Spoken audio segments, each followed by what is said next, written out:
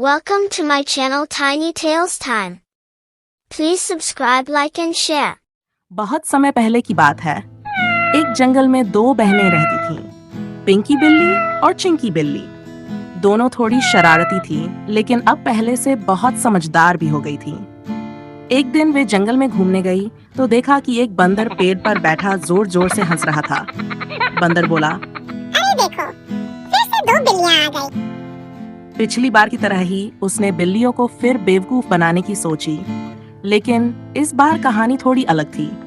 पिंकी बोली, चिंकी देखो, यहाँ केक के 2 टुकड़े हैं, चलो इन्हें बराबर बांटते हैं। चिंकी बोली, अरे नहीं, ये वाला टुकड़ा तो बड़ा है, मैं ये लूंगी।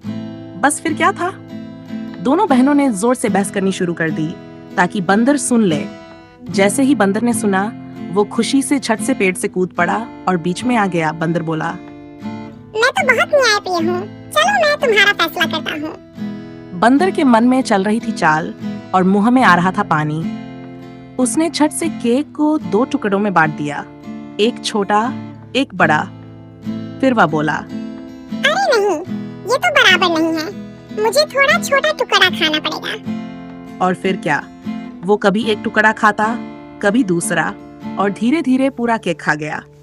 पिंकी और चिंकी चुपचाप खड़ी थीं, जैसे कुछ समझ ही नहीं पा रही।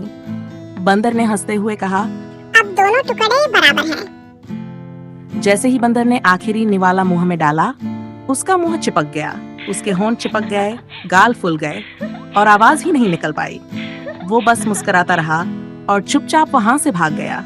पिंकी ने धीरे से कहा, चालाक बनने चला था, अब देखो कैसे मुंह बंद हुआ है।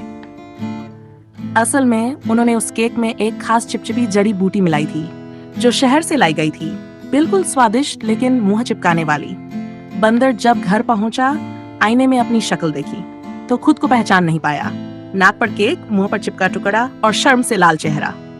उस दिन के बाद उस बंदर ने कभी किसी बिल्ली को चिढ़ाने की हिम्मत नहीं की और पिंकी चिंकी बन गई जंगल की सबसे समझदार बिल्लियां।